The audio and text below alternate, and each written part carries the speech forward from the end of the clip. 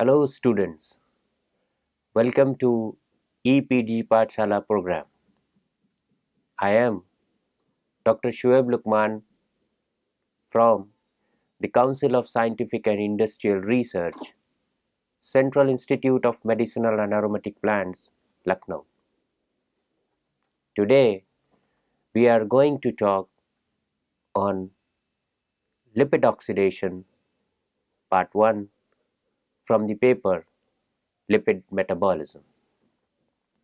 The objective of the present module includes the understanding of the digestion, absorption and secretion of lipids or fats, and how the dilipidation of lipids or fats takes place. If we see, the main lipids of the body are basically the triglycerides, which are also called as neutral fatty acids, the phospholipids and the sterols, which are the principal and most efficient source of stored energy, and that is because of high fuel value. The 1 gram of fat gives you 9.3 calories of energy. These fats reserves are constantly broken down and resynthesized, and optimal nutrition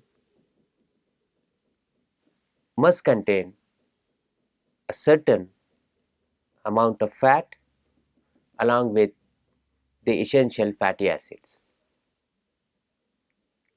Previously, the carbohydrates were attributed for major source of energy, but increasing evidences had established the fact that fat is the chief source of energy for many tissues and perhaps the main source of energy for the body as a whole. In this figure, we can see that how the digestion of dietary lipids takes place in the stomach and has been continued through the addition of lipases in the small intestine. Then finally, bile salts were added and digestive products are formed, and these digestive products include the free fatty acid, which are medium and short chain, the free long chain fatty acid, monoacyl glycerol, cholesterol, etc. Then further, through the action of bile salts and fat soluble vitamins, micelles are formed which facilitate the absorption of the lipids through the intestinal mucosal cells that are enterocytes, and assemble with the characteristic protein like FOB48, and finally to form the chylomicrons, which are secreted into the lymphatic systems, which transport them to the various parts of the lipids, the digestion, absorption and secretion. The most important part of the lipid metabolism, how the digestion takes place, after digestion how the lipids or the fat molecule get absorbed, and finally the fate of secretion of the lipid molecule. If we look at the daily intake of lipid, which is approximately 80 grams, of which more than 90% is normally the triacylglycerol or the triglycerides, while the remaining part of the lipids they consist of cholesterol, the cholesterol esters, phospholipids, and unsterilized fatty acid, which is a free fatty acid. And the digestion and emulsification process, which takes place in stomach, is due to the presence of the lipases, the acid stable enzymes. The first of all, lingual lipases, which are present on the back of the tongue, and the gastric lipases, which are present in the gastric mucosa. The lipases mainly digest the triacylglycerol with short or medium chain fatty acids as present in milk. After the breakdown by the lipases, the emulsification of lipids occur in the duodenum, which increases the surface area of the hydrophobic lipid molecules for the effective digestion by the enzymes. And there are two modes of it.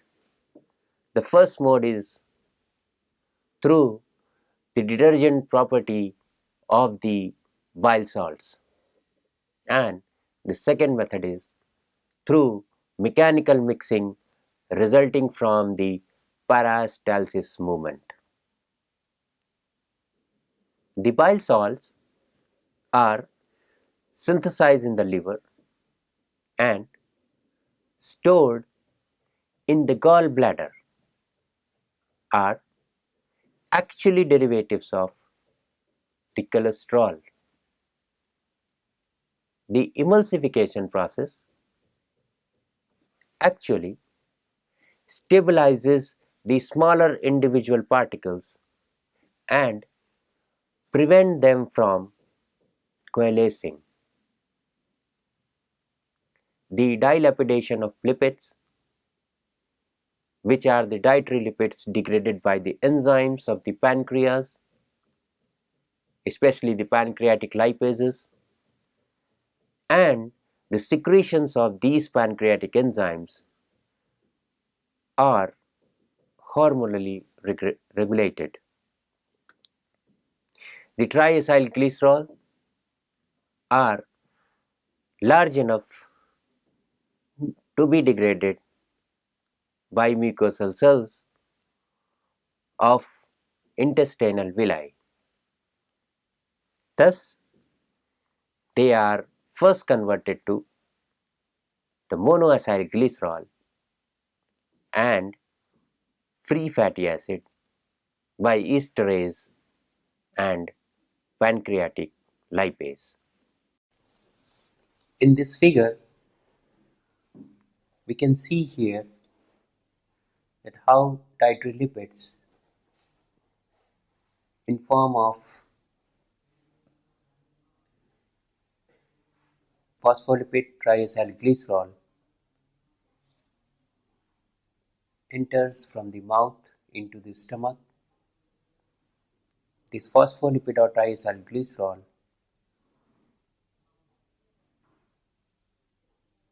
remains unchanged and directly through the action of bile salt emulsify and digested by the pancreatic lipases. And to form the products that includes the free fatty acid, monoacylglycerol, cholesterol, and remaining pieces of phospholipids. These primary products re-esterified to form the chylomicrons in the lymphatic system, transported to the blood,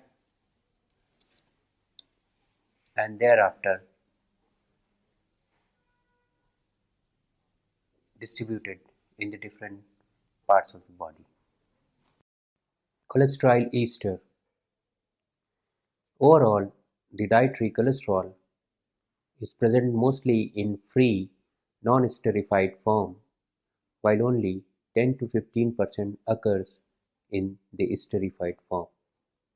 Cholesterol ester is degraded by pancreatic cholesterol ester hydrolase, or also known as cholesterol esterase, which produces free fatty acid and cholesterol. This enzyme activity is highly increased in the presence of bile salts. Phospholipids.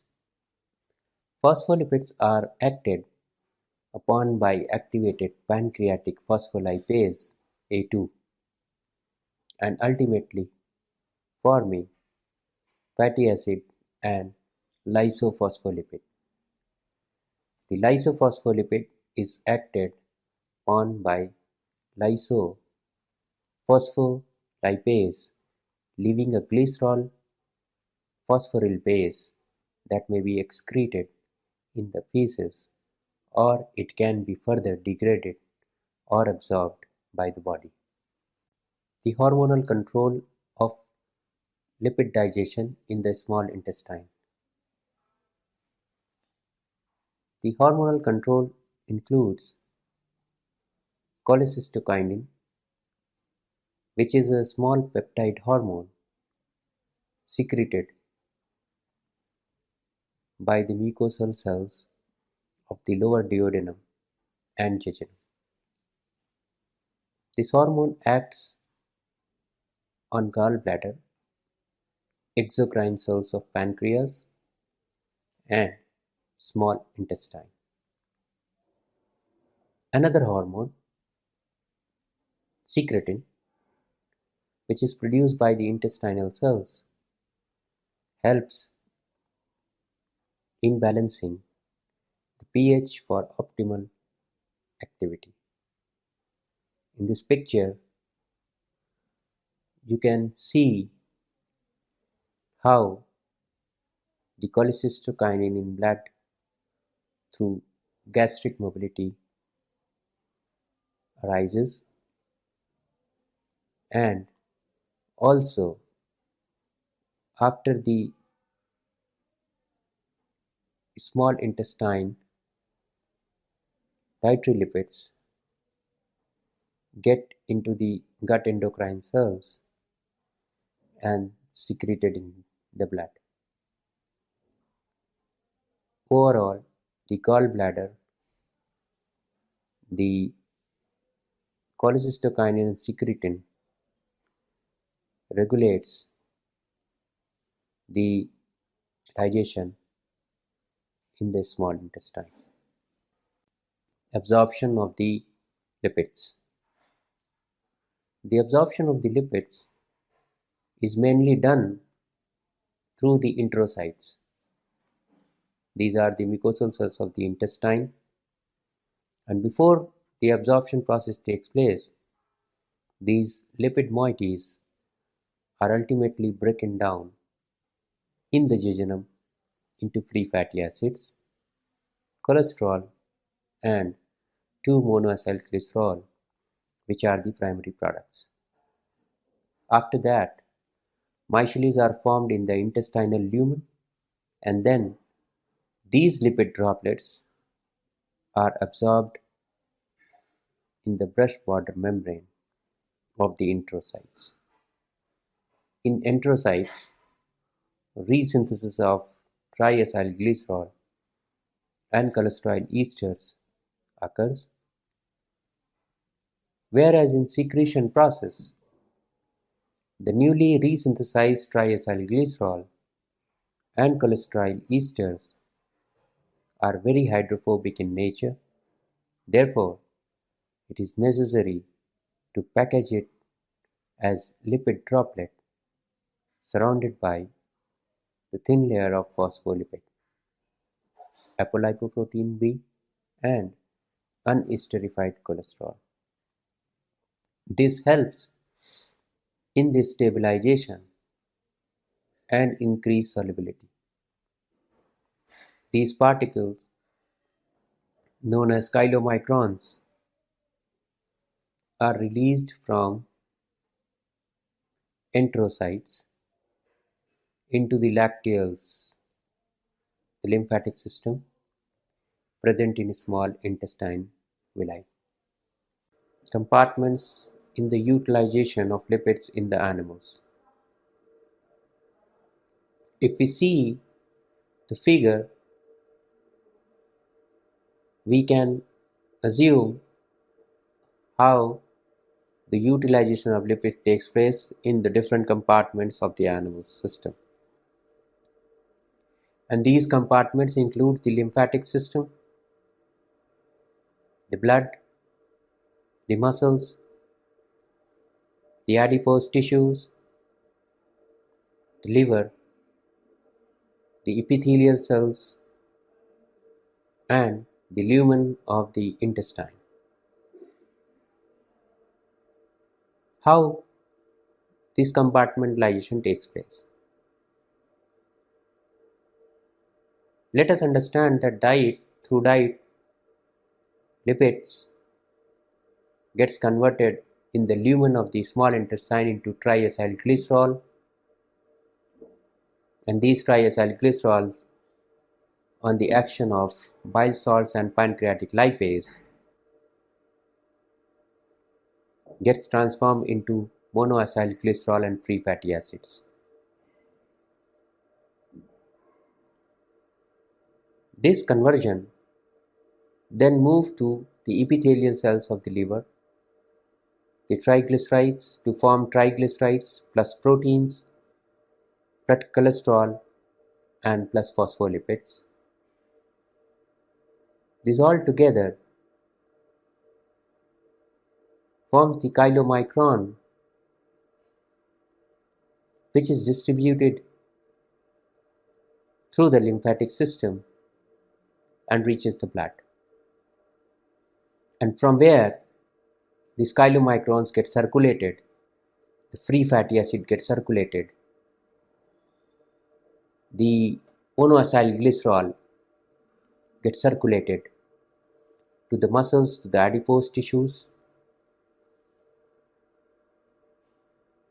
and gets stored in form of the triacylglycerol or triglycerides.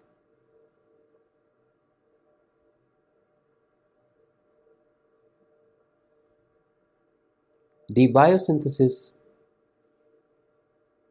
or the beta oxidation as well as ketone body formation takes place in the liver, again from which the free fatty acid and triacylglycerol is formed, and upon the action of very low density lipoprotein and high density lipoprotein, this moves via blood to the muscles, and where also the beta oxidation gets carried out. Also, in adipose tissue, glycerol 3-phosphates gets converted to free fatty acid and triacylglycerol, as well as to glucose, and which is being transported via the blood to the either to the liver or to the muscles. Use of released chylomicrons by tissues. In skeletal muscle and as adipose tissue mainly, but also heart, lung, kidney and liver, these chylomicrons are broken down to triacylglycerol, which are further degraded into free fatty acid and glycerol by lipoprotein lipase. The deficiency of lipoprotein lipase or its coenzyme apolipoprotein C2, which is also known as familial lipoprotein lipase deficiency or type 1 hyperlipoproteinemia, is a rare autosomal recessive disorder. In this cartoon, we can see that how the amino acid forms apolipoprotein B48, which together with phospholipids enter the chylomicron. Fat soluble enters the chylomicron. 2-monoacylglycerol through the action of acyl-CoA monoglycerol acyltransferase and acyl-CoA diacylglycerol acyltransferase forms the triacylglycerol, which also through the help of chylomicron. Long chain fatty acids, cholesterol, esters also with the aid of chylomicrons transported to the lymphatic system. The destiny of free fatty acid. The free fatty acid may enter the adipocytes or the muscle cells or may be transported to blood in conjugation with serum albumin until taken up by the peripheral tissues. The adipocytes can again produce the triacylglycerols from the free fatty acids, which are stored until needed.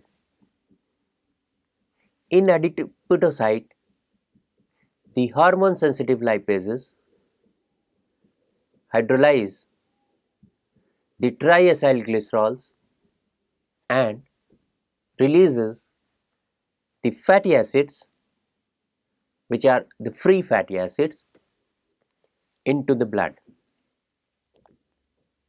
where they bind serum albumin, which is a blood protein having a molecular weight of 66,000.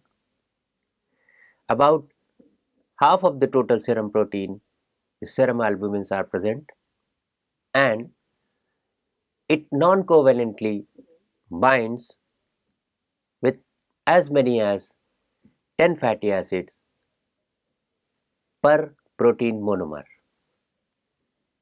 The insoluble fatty acids have been carried to the tissues such as the skeletal muscle, heart, and renal cortex. In these target tissues, fatty acids dissociate from albumin and are moved by the plasma membrane transporters into the cells to serve as a fuel. Numerous proteins other than serum albumin also act as transporters to carry the absorbed triacylglycerols from the intestine to the different organs and tissues such as muscles, heart, liver, adipose tissues through the blood. These numerous proteins wrap around the lipid molecule to facilitate their movement across the membranes in the cells. In the picture, we can see how these fatty acids with a short and medium chain ranging from carbon 4 to carbon 12 get freely diffused inside the cytoplasm from the plasma membrane. However, long chain fatty acid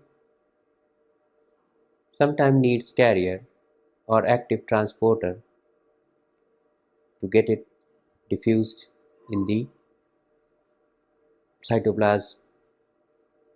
Also, they get diffused to the cytoplasm with the aid of fatty acid binding proteins or some of the fatty acid transporter proteins, which are membrane integral protein or translocases and many other different types of fatty acid transporters. The low molecular weight fatty acid binding proteins, which are called as FABPS, in the cytosol of many animal tissues, functions as a carrier of the fatty acids in the cytosolic compartment. The fatty acid binding proteins may also be involved in the cellular uptake of fatty acids, their intracellular storage, or the delivery of fatty acids to the sites of their utilization. The significance of fatty acid binding proteins in the fatty acid metabolism is sustained by the reduction in the uptake and utilization of long chain fatty acids in the knockout mice lacking hard fatty acid binding proteins. These animals exhibit the exercise intolerance and during aging process develop the cardiac hypertrophy. Nonetheless, the molecular mechanism of fatty acid binding proteins functions remains to be elucidated. The destiny of glycerol, actually it is used exclusively by liver to produce glycerol 3 phosphate, which enters either the glycolytic pathway or the gluconeogenesis pathway. About 95% of the biologically available energy of triacylglycerol resides in their long chain fatty acids, and merely 5% is contributed by the glycerol moiety. The glycerol released by lipase action is phosphorylated by the glycerol kinase, and the resulting glycerol 3 phosphate is oxidized to dihydroxyacetone phosphate.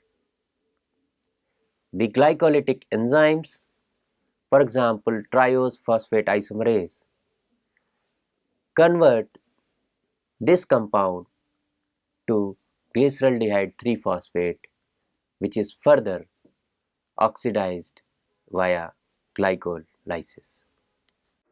See how the destiny of the remaining portion of chylomicrons takes place. After maximum triacylglycerol had been removed, the remaining portion that contains cholesterol esters, phospholipids, fat-soluble vitamins, apolipoprotein, and few triacylglycerols bind to the receptors present on the liver cells and are endocytosed where they are degraded. If this endocytosis is decreased, then they accumulate in the plasma, and the condition is clinically known as type 3 hyperlipoproteinemia or familial beta-lipoproteinemia. So students, let us now summarize what we have learned in this module. In this lecture, we have learned about the digestion of the dietary lipids. Foremost takes place in the stomach as well as in intestine. The emulsification process, which is an essential step required for the efficient metabolism of dietary lipids. In milk, the triacylglycerol contain short to medium length fatty acid degraded by lingual and gastric lipase, but other dietary lipids, and they need the pancreatic enzymes. The cells resynthesizes the triacylglycerol, CE as well as PL, and also synthesize proteins, for example apolipoprotein B48, all of which are then assembled with the fat-soluble vitamins into the chylomicrons, which are released in the blood through the lymphatic system. Short and medium chain fatty acids enters the blood directly. Thank you.